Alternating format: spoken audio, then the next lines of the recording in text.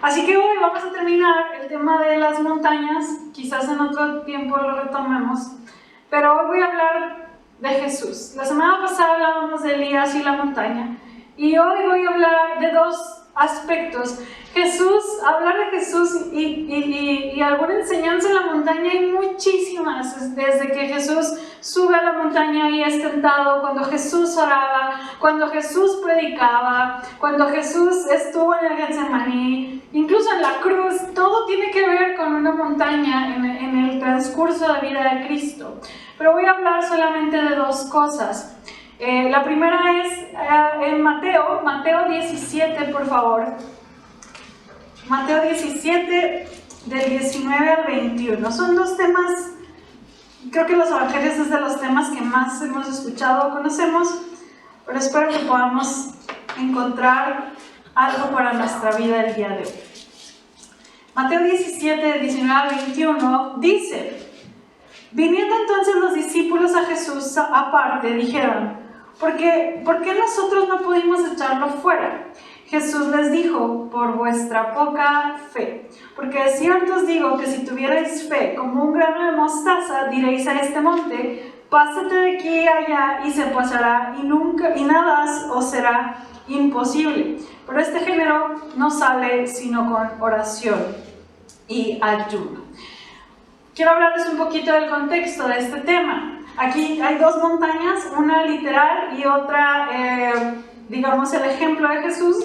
Jesús viene bajando de la transfiguración. Jesús estuvo pasajes arriba, ahí mismo en su capítulo 17, Jesús se lleva a 3 de sus discípulos, tienen una experiencia increíble donde Dios reafirma la divinidad de Cristo, donde se le da toda la autoridad a Jesús, representada en Moisés, que era la ley, y representada en Elías, que eran los profetas. Entonces en Jesús se cumple todo esto, porque Él es la imagen del Dios invisible, como dice Colosenses. Entonces hay un evento extraordinario y pasa algo muy parecido a lo de Moisés.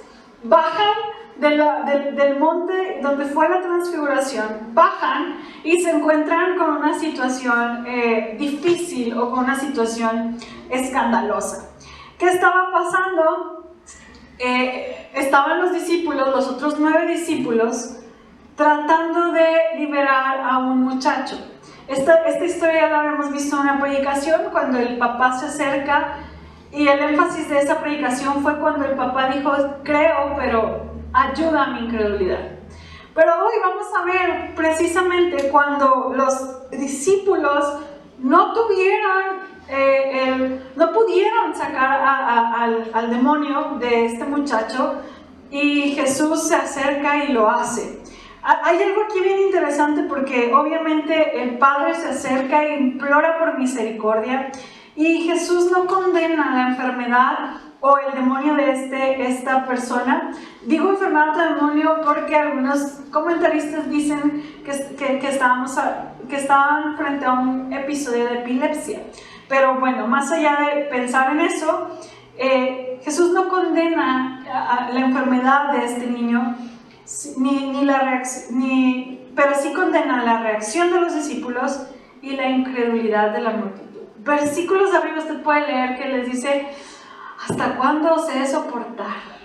¿Hasta cuándo? O sea, Jesús está en una actitud de: ya estoy a punto de ir a la cruz, y todavía hay mucha incredulidad entre ustedes, sobre todo dirigiéndose al público que estaba viendo que no pasó nada. Pero en la misericordia de Cristo, Jesús sana a este muchacho. Pero ya estando fuera de ese escenario, de ese primer escenario, los discípulos se acercan a Jesús y le dicen: Jesús, ¿qué pasó? ¿Por qué no sanó? Los discípulos piden una razón de esta incompetencia, porque Jesús en el capítulo 10, me parece, de Mateo, Jesús ya les había mandado a predicar y a sanar enfermos y a liberar a la gente de opresiones demoníacas, y a resucitar muertos, incluso menciona Mateo. ¿Y qué pasó? Entonces Jesús responde muy drásticamente y dice, por vuestra poca fe. Y este tema, hermanos, es bien complicado porque muchas veces hemos hecho de este tema un lema para nuestra vida, donde si una persona sana es que tuvimos mucha fe, y si una persona no sana es que no tuvimos la suficiente fe. Y ese no es el énfasis que Jesús está dando en este pasaje, porque lo justificamos con esto, ¿verdad? Si tenemos mucha fe, entonces podemos hacer muchas cosas. Y si tenemos poquita fe, entonces pues no, Dios no responde de esa manera. Jesús no está hablando de cantidad, pero ahorita voy a eso. Al igual que el padre que reconoce su falta de fe, Jesús estaba esperando que estos discípulos también reconocieran que no tenían fe.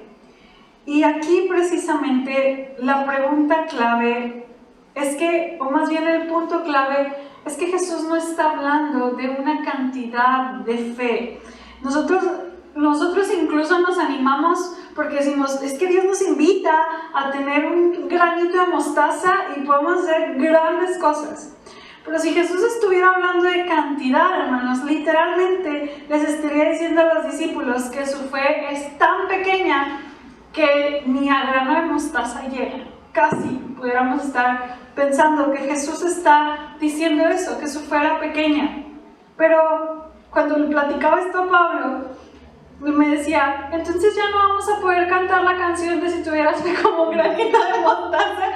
Y yo, pues, de esa manera ya no, porque Dios no está pidiendo una cantidad de fe. Aquí Jesús se está refiriendo mucho al ejemplo que había puesto en las parábolas del grano de mostaza, que era similar al reino de los cielos. El reino de los cielos, dice, es semejante a un grano de mostaza que estando en un buen lugar, con buen sol, que se riega constantemente, crece y da fruto. Entonces, aquí lo que Jesús está apuntando es, al crecimiento de una persona en su fe, y dos, al objeto de su fe. Es decir, en dónde está depositada la fe. ¿En quién? ¿En qué persona? ¿En qué aspecto he depositado mi confianza para que algo suceda? Los discípulos, no nos dice la Escritura, pero lo más probable es que su objeto de fe había dejado de ser Jesús y habían puesto su confianza. Si ellos ya habían sanado enfermos, si ya habían liberado demonios, a lo mejor su ímpetu o su carácter había quizás dado resultados, entonces quizás se confiaban. La invitación de Jesús o el llamado de Jesús es que dejaron de alimentar su fe, y esa poca fe no estaba siendo utilizada para lo que debería. Es decir, pudiéramos parafrasear de la siguiente manera: ustedes están actuando en base a lo que piensan, en base a sus posibilidades. Ustedes están llenos de confianza en sí mismos, y eso los lleva a dejar de tener confianza en mí. Cambiaron el objeto de su fe, que es Jesucristo. ¿Dónde está, por tanto, iglesia, el objeto de nuestra fe? ¿En lo material? ¿En lo administrativo? ¿En lo que sí puedo lograr? ¿En mis bienes? ¿En mi capacidad? ¿O en mi trabajo? ¿Cuántas veces sentimos que actuamos por fe, pero realmente estoy yo tratando de arreglar las cosas como pienso y creo que deben de ser las cosas? ¿Cuántas veces antepongo mis pensamientos, mis planes, ante realmente lo que Dios está haciendo en nuestra vida? Bueno, entonces, eso quiere decir que quizás el objeto de mi fe no sea Dios primordialmente. Soy yo, mis capacidades y lo que entiendo. Ese es el mensaje de Jesús. Su poca fe, su fe la han cambiado por algo, y eso la hace inútil. Jesús estaba haciendo no literal ante el evento de mover una montaña. Cuando estaba buscando como alguna predicación de la cual apoyarme en este sermón, o algunos comentarios, es muy curioso porque todos tenemos esta impresión de decir, ¿cuál es el nombre de la montaña que tú tienes? Y ten fe y que tu fe crezca para moverla. Repito, Jesús no estaba determinando una cantidad de fe, sino el objeto de tu fe debo ser yo para que realmente las cosas sean reales. Jesús no estaba siendo literal en este pasaje. Es cierto, la poca fe puesta en el lugar correcto hace cosas grandísimas. Una gran respuesta Dios actúa y responde de maneras grandísimas con una fe pequeña. Les pongo un ejemplo: el hombre que llevó a su hijo y dijo, tengo muy poca fe, ayúdame a creer. Y Jesús, por misericordia, vio su poca fe y actuó, pero fue honesto ante su realidad. No tenía un aura de grandeza quizás como los discípulos. Su poca fe hizo que Jesús actuara por la honestidad de este hombre. Hermanos, estamos en un mundo donde hemos escuchado, haz grandes cosas para Dios. La verdad es que no podemos hacer grandes cosas para Dios. Se trata de un Dios que hace grandes cosas en gente pequeña como nosotros y en gente que tiene una fe débil como nosotros. Y la invitación de Jesús es, aun cuando nuestra fe sea pequeña como un grano de mostaza, tiene que estar en el lugar correcto, porque en el lugar correcto sí suceden cosas, sí pasan. Y no hablo necesariamente porque a veces nuestra mente quizás vuela, o a lo mejor solo es la mía, vuela a cosas extraordinarias, o milagros, o cosas... No. Dios nos prepara con nuestra poca fe para cumplir su voluntad. A mí me toca depositar mi fe pequeña en el lugar correcto e ir con el Padre y entender que Él es quien hace las cosas grandes. Yo no. Él es el que puede hacerlo. Yo no. Y luego Jesús dice, y así nada será imposible. ¿Pero a qué se refiere? Esto no es un cheque en blanco, hermanos. Y ahorita lo voy a mencionar un poquito más abajo con otro ejemplo. Pero cuando Jesús está diciendo que tu objeto de fe sea yo, y entonces entiendes, estás creciendo, me amas, conoces mi voluntad, sabes hacia dónde vamos, entonces cualquier montaña puede ser pequeña a la luz de lo que Dios está haciendo. Y el resultado de nada será imposible habla del contexto de conocer sus promesas. La fe no son declaraciones positivas para ordenarle a Dios. La fe es la capacidad que Dios nos da para ver y conocer su voluntad. La fe es para crecer, para conocerlo a Él y pedir conforme a quién es Él. Muchos de ustedes conocen a Lizzie, Laura Macías, chica, que es de Jesús. Bueno, ya no está en Jesús de Nazaret, se casó y se fue a vivir a Estados Unidos. Y le pedí permiso para platicar esto, porque ella es una de mis grandes amigas.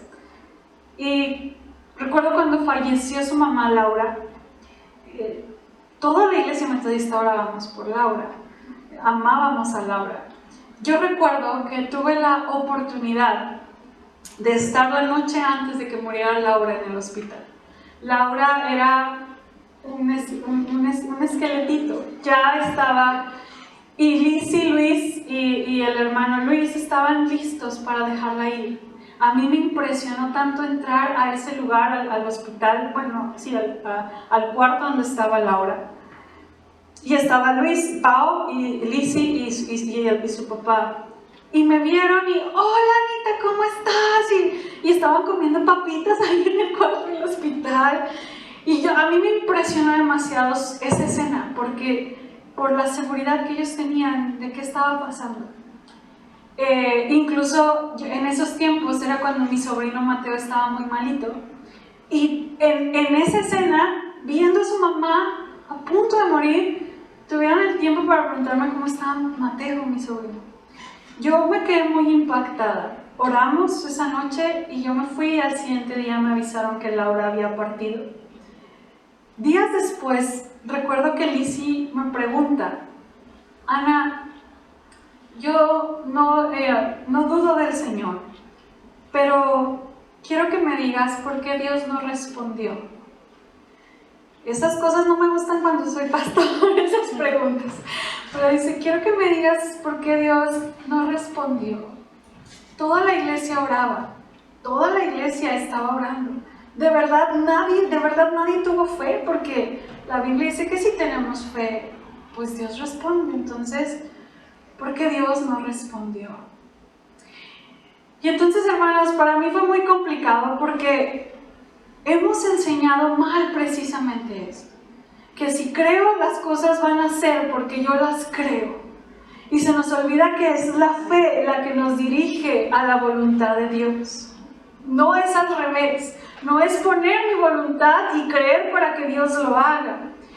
Y eso yo le explicaba a Liz y dije, es que la oración no es en mucho que podamos decirle a Dios qué hacer. Le expresamos nuestro anhelo, que era que Dios sanara.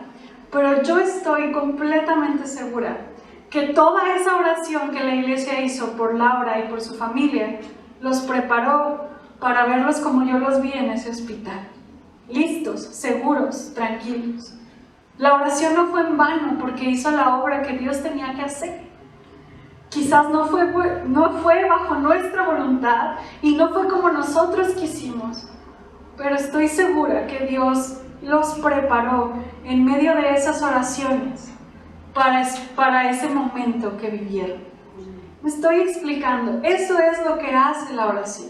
Decía Lutero, la oración no es para que Dios haga mi voluntad, sino para yo alinearme a su voluntad. Esa es la fe. Eso es lo que... La fe es ese grano de mostaza que debe crecer. ¿Y la fe por dónde viene? Por el oír la palabra de Dios. Y dice el oír en aquel tiempo porque la gente no tenía una Biblia. Ahorita si pudiéramos decir, la fe viene por la lectura de la Biblia, realmente. Así crece mi fe, así entiendo la voluntad de Dios, así me prepara para un evento difícil. Así Dios mueve esa montaña y me permite vivir en su voluntad. Esa es la fe real. Dios no nos está llamando a decir, si tienes mucha fe, se hacen más cosas. Se trata de conóceme a mí, que tu objeto de fe, para que entiendas mi voluntad. Ese es el mensaje. Uno de los comentaristas, no puse el nombre, pero dice, fe es el tipo de confianza en Dios que no se da por vencida, desesperada de inmediato cuando sus esfuerzos no se ven coronados con el éxito de un modo rápido. Mantiene un contacto ininterrumpido y vital con Dios y por lo tanto sigue perseverando, sabiendo que Dios a su tiempo y a su voluntad hará la obra. Así que, hermanos, ¿dónde está el objeto de nuestra fe? ¿Cómo pedimos o cómo nos acercamos al Señor?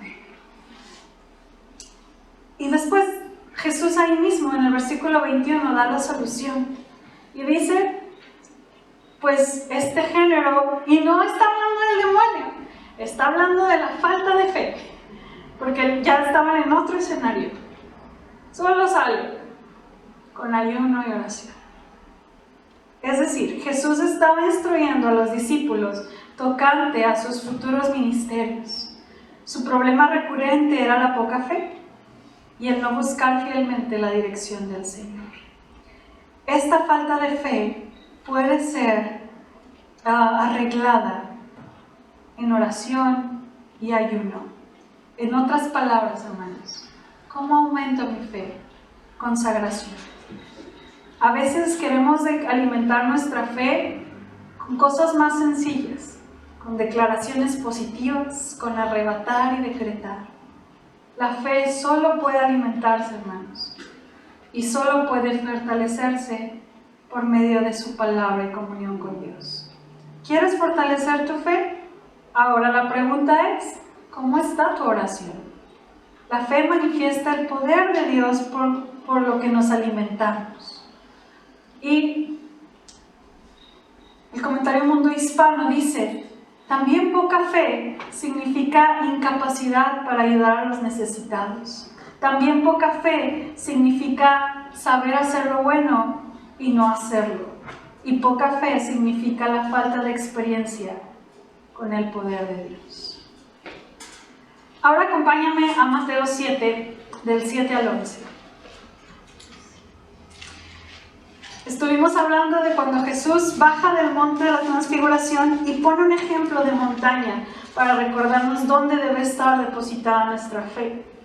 Pero este sermón es el sermón más conocido de todos, perfecto y precioso. Algún día quizás podamos analizarlo capítulo o versículo por versículo, pero hoy solo quiero hablar del Sermón del Monte que está en Mateo 7, del 7 al 11. Dice: pedid y se os dará, buscad y hallaréis, llamad y se os abrirá, porque todo aquel que pide recibe, y el que busca halla, y al que llama se le abrirá. ¿Qué hombre hay de vosotros que si su hijo le pide pan, le dará una piedra? ¿O si le pide un pescado, le dará una serpiente? Pues si vosotros, siendo malos, sabéis dar buenas dádivas a vuestros hijos, ¿cuánto más vuestro Padre que está en los cielos dará buenas cosas a los que le pidan? Jesús ya había hablado de la oración en pasajes anteriores, pero este pasaje es muy especial porque nos habla del carácter del Padre. El Padre que da bienes a sus hijos. Y primero dice: pedid, llamad y buscad. Y un autor mencionaba, es como cuando un bebé tiene cerca a su mamá y al tenerla cerca pues pide, ¿verdad? Pero si está en el otro cuarto, llama más fuerte. Pero si su mamá está ocupada, o como dicen las mamás primerizas, si estoy en el baño, va a ir mi hijo a tocarme en el baño, porque no me dejan ni ahí. Y entonces va y llama al bebé. Estas características que Jesús pide son como ascendentes: pedir, llamar, buscar. Y no habla de un grito desesperado, habla de una perseverancia. Habla de un sigue buscando y sigue orando. Habla de persistencia, porque todo el que pide recibe, el que busca encuentra, y el que llama se le abre. Si yo terminara aquí, hermanos, a lo mejor nos iríamos con la idea de, pues puedo pedir un montón de cosas, porque Dios es mi Padre, pero después Jesús dice, porque Él sabe lo que necesitas. ¿Sabes? Ahí empieza a hablar y decir, ¿qué hombre hay de vosotros que si tu hijo pide pan le das una serpiente o una piedra? Perdón. Nadie. Hay una naturaleza. Bueno, quizás hay tanta maldad ahorita que a lo mejor sí. Pero Jesús está poniendo este ejemplo, entendiendo que si los hombres malos saben dar cosas buenas, ¿cuánto más no nos dará nuestro Padre, que sabe de qué tenemos necesidad y dará las cosas buenas a lo que le pidan? No hay duda que nuestras oraciones se transforman cuando recordamos que al Dios que nos acercamos es Abba Padre. Es infinitamente bueno y misericordioso. Por lo tanto, la naturaleza del Padre es proveerte todo lo que necesitas para seguir y permanecer en el reino, porque el Padre sabe lo que nos hace falta. Y aquí es el énfasis que quiero dar, hermanos. Si usted lee el Sermón del Monte, si se lo propone esta semana, el Sermón del Monte es pesado, porque Jesús empieza a describir cómo es la vida, el carácter de un ciudadano del reino. Jesús empieza a decir cómo debe vivir un matrimonio, cómo debes orar, cómo debes ofrendar, cómo debes ver a tus enemigos, cómo debes ver a tus amigos, cómo debes adorar a Dios, cómo debes trabajar y dar la segunda milla, y que te den una cachetada si alguien te dio el primero, y son un montón de cosas que Jesús empieza a decir. Así es el carácter de un discípulo de Cristo, así es el carácter de un ciudadano del reino. Y entonces de verdad parece muy abrumador, porque son muchas, te das cuenta que Dios exige al ciudadano y que Dios demanda. Pero entonces de pronto Dios hace como una pausa y empieza a decir, pide y se os dará. Enseñanza hermenéutica o de interpretación. Jesús nos está diciendo en el contexto todo aquello que debemos hacer. Después dice pide. ¿A qué se estará refiriendo que pidas después de haberte dicho todo lo que debes hacer? Dios te está diciendo, pídeme todo lo que necesitas para cumplir esto. Pídeme todo lo que requieres para ser un buen ciudadano del reino. Pídeme todo lo que esté en mis manos darte para que permanezcas. Eso te lo doy a manos llenas. Es decir, esto no es un cheque en blanco donde dice pedir y se dará, y entonces, Señor, la verdad es que necesito un carro nuevo, Señor, la verdad es que, no sé, tengo 10 kilos de más, Señor, no sé, tantas cosas que a veces pedimos y nos confiamos en que aquí dice que el Señor lo va a hacer. Pero si yo me fijo en el contexto de lo que Dios me está diciendo, es ¿qué necesitas? ¿Qué necesitas para seguir en el reino? Sabes, aquí hay unos apuntes que el autor John Stott dice. La razón por la cual el acto de dar de Dios depende de que le pidamos muchas veces no es porque Él ignore y necesite que le informemos qué está pasando, ni porque esté renuente y necesitemos persuadirlo. La razón de pedir al Señor tiene que ver con nosotros y no con Él.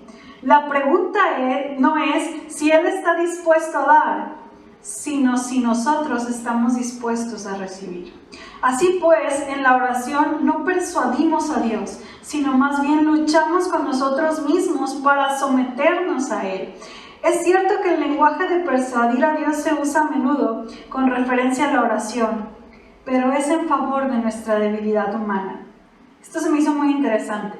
Aunque Jacob persuadió a Dios, lo que realmente sucedió es que Dios lo persuadió a él, haciendo que se rindiera cuando fue capaz de recibir la bendición que Dios todo el tiempo había estado deseando darle. Así trabaja la oración. No es que Dios necesite escucharnos, es que por medio de mi oración yo empiezo a saber y entender y a reflexionar quién es Él y cómo Él me persuade para cumplir su voluntad. También dice John Stott que a veces, ¿para qué oramos? Parece que las personas que no oran reciben las mismas cosas que nosotros. Consiguen lo que necesitan trabajando y no orando. El agricultor consigue una buena cosecha laborando y no orando. La madre da a luz a su hijo mediante médicos y no orando. La familia equilibra su presupuesto por el salario que gana el papá y quizás otros miembros y no por la oración. Claro, podemos ser tentados a decir, esto demuestra que la oración no hace un gramo de diferencia y entonces pareciera tiempo desperdiciado. Hermanos, al pensar en este asunto, y si nosotros pensamos así de ¿por qué si estoy orando recibo incluso menos que los que no oran? Necesitamos distinguir entre las dádivas de Dios como Creador y sus dádivas como Padre. Las dádivas como Creador son aquellas que Dios da a todos, ¿sí? El sol, la lluvia, el clima, tantas cosas que Dios da, las capacidades distintas y habilidades para trabajar. Es perfectamente cierto que da ciertas cosas buenas, hijos, alimento, cosecha, a la gente que cree amor. Pero Él no otorga las bendiciones de sus promesas a todos. Él no otorga la salvación a todos en general, sino que bendice abundantemente a cuantos lo invocan. Porque esto es lo que dice, todo el que invoque el nombre del Señor será salvo. Lo mismo se aplica a las bendiciones posteriores a la salvación. Las buenas cosas que Jesús está diciendo en ese capítulo, dice que el Padre da a sus hijos. No son bendiciones materiales las que se refieren aquí, son bendiciones espirituales. El perdón de cada día, la liberación del mal, la paz, el aumento de fe, la esperanza, la paciencia, la gratitud, el amor, la obra del Espíritu Santo en nosotros como bendición completa. Hermanos, esas son las dádivas espirituales que Dios abiertamente te dice, pídeme lo que necesites. ¿Necesitas fe para estar aquí? Pídeme. ¿Necesitas amor? Pídeme. ¿Necesitas disposición para servir? Pídeme. ¿Necesitas esperanza? Pídeme. porque esas cosas buenas yo sé que las necesitas y estoy para dártelas. Por estas dádivas son las que Dios nos está llamando a orar. Por tanto, hermanos, cualquier cosa que pidamos... me regreso. Muchas veces, o yo cuando veía esto, vemos como ese peligro de decir, Dios me puede dar todo lo que quiera entonces. Pero me llamó mucho la atención que un hombre dijo, qué miedo sería realmente pedir y que Dios me diera todo lo que le pido. Si Dios me diera, o si Dios estuviera obligado a darme todo lo que yo quiero, entonces yo por lo menos, dice, nunca volvería a orar, porque no tendría la suficiente confianza en mi propia sabiduría para pedir a Dios por nada. Y creo que si lo consideras estarás de acuerdo. Imagínate la carga sobre la frágil sabiduría humana, el hecho de que por las promesas que nos ha dado sobre la oración, Dios estuviera obligado a darte cualquier cosa que le pidieras, cuando lo pidieras y exactamente en los términos en que le pidieras. ¿Cómo podrías llevar esa carga? ¿Cómo podrías llevar la carga y decir, si le pido algo, Dios me lo va a dar? ¡Qué miedo! Decía C.S. Lewis, si Dios me hubiera dado todo lo que le pido donde estuviera, perdón, pero yo me hubiera casado a los 15, yo creo, por el primer muchacho que me gustó, yo creo. ¿Dónde estaríamos si Dios nos hubiera dado todo lo que pidieron? Hermanos, Dios sabe de qué tenemos necesidad. Enfoquemos nuestra oración más en lo que necesito aquí para crecer, para agradarle, que en tantas cosas que a veces vemos en lo material. Nuestro Padre Celestial, ten la confianza que da solo buenas dádivas. ¿Alguna vez te has puesto a analizar o a dar gracias por aquellas cosas que Dios no te dio? Aquellas cosas que Dios no, bajo su voluntad, te dijo que no. Por lo tanto, cierro con esto. Ya que Dios da sus dádivas solamente si ellas están de acuerdo con su voluntad, tenemos que esmerarnos en descubrir su voluntad, mediante la meditación en las Escrituras y mediante el ejercicio de una mentalidad cristiana instruida por la meditación de las Escrituras. En segundo lugar, la oración presupone también fe. La oración presupone conocimiento, es decir, conocer la voluntad de Dios. La oración presupone fe. Una cosa es conocer la voluntad de Dios y otra muy distinta, humillarnos ante Él y expresar nuestra confianza en que Él es capaz de hacer que su voluntad se cumpla. Conozco su voluntad, me humillo para que su voluntad sea establecida. Y la oración también presupone un deseo. Podemos conocer la voluntad de Dios, creer que la puede realizar, pero no desearla. La oración es el medio principal que Dios ha ordenado a través del cual expreso mis anhelos más profundos. Esta es la razón por la cual los mandatos de pedir, buscar y amar están en un presente que ordena y en escala ascendente para desafiar mi perseverancia en la oración. Porque la oración es conocer su voluntad, creer que su voluntad será hecha y desear que su voluntad sea hecha. Así entonces, antes que pidamos, tenemos que saber qué pedir y si ello está de acuerdo con la voluntad de Dios. Tenemos que creer que Dios puede concederlo y tenemos que desear el recibirlo bajo su voluntad. Y también procura que tus que tus oraciones con Dios sean más una carta de amor que una lista de supermercado. Así que, hermanos, confiemos, busquemos, pidamos, dependamos de Dios y perseverar en ello. ¿Qué necesitas, Iglesia? Señor, la voz de Dios es, tu Padre hoy pregunta, ¿qué necesitas? ¿Necesitas fe? ¿Necesitas amor? ¿Necesitas capacidad para perdonar? ¿Necesitas paciencia? ¿Necesitas humillarte? ¿Necesitas pedirle perdón por la vida que llevas? Pídele al Señor. Pide, busca y el Señor ha de obrar. Vamos a ponernos de pie para, antes de entonar el himno, permítanme hacer una pequeña oración.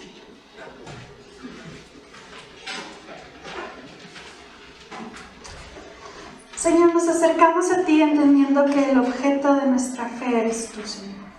No nuestra capacidad, no nuestro, Señor, no nuestro entendimiento ni siquiera, no nuestra vida ni nuestro trabajo, no los años que te hemos servido.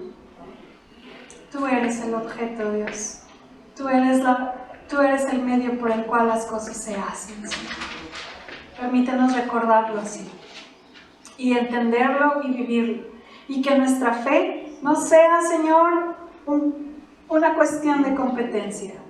Que nuestra fe sea como ese grano de mostaza que crece, que no se queda como un grano de mostaza, sino que da frutos, Señor, entendiendo tu voluntad y quién eres tú. Padre, también ruego, Padre, que tú tengas a bien desenfocar nuestra mente cuando escuchamos que para ti nada es imposible o que tú concedes las oraciones y pensamos en cosas materiales, Señor. Queremos enfocar, Dios, que tú has puesto esto para nuestras necesidades espirituales, Señor. Por favor, ayúdanos a examinarlas, Señor. A veces estamos más preocupados, Señor, en que concedas situaciones externas, situaciones duras, Señor, que yo sé que podemos acercarnos a ti y podemos decírtelas, pero dejamos de lado aquellas cosas que tú nos tienes, Señor, a manos llenas, como el fruto de tu Espíritu, Señor, como el trabajo de tu Espíritu en nuestras vidas para cumplir tu voluntad. Ruego, Señor, ruego que por favor nos lleves a examinar qué nos hace falta y pedírtelo correctamente, Señor. ¿Qué me hace falta para que mi carácter sea más como el de Cristo? ¿Qué elementos de ti, Jesús, aún tengo tan lejanos? Y te ruego que, Señor, tú los concedas, Señor. Bendice a tu iglesia y llévanos a anhelar las dádivas que solo tus hijos tienen el privilegio de experimentar. Llévanos a buscar los tesoros que solo tienes para aquellos que somos herederos tuyos, Señor. Ruego, Padre, en Cristo, que bendigas a tu iglesia y que nos lleves a cambiar nuestra oración, a ser más correctos en la forma en la que pedimos a ti, a entender que tú eres Dios y nosotros somos hijos tuyos, Señor, y que por tanto podemos confiar, pero también te debemos toda reverencia y todo temor. Señor, a ti sea la honra y la gloria, y ruego que aquellas cosas profundas que el corazón de mis hermanos anhelan sean concedidas en tu voluntad. En Cristo Jesús, así lo pedimos. Amén y amén.